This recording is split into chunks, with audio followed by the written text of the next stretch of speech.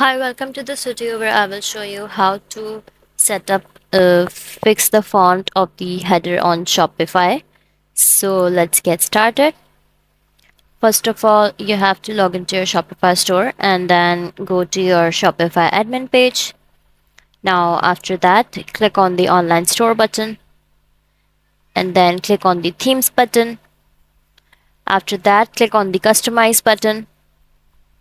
Now, on the left bottom corner, click on the theme settings button, which is uh, yeah. Now after clicking on theme settings button, click on the typography button.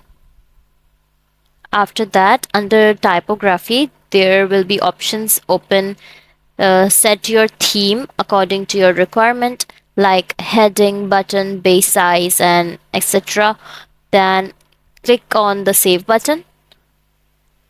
Now click on the three dots button. After that, a drop down will appear. Now click on the view button. So that will take you to your site. Reload and you will see the changes.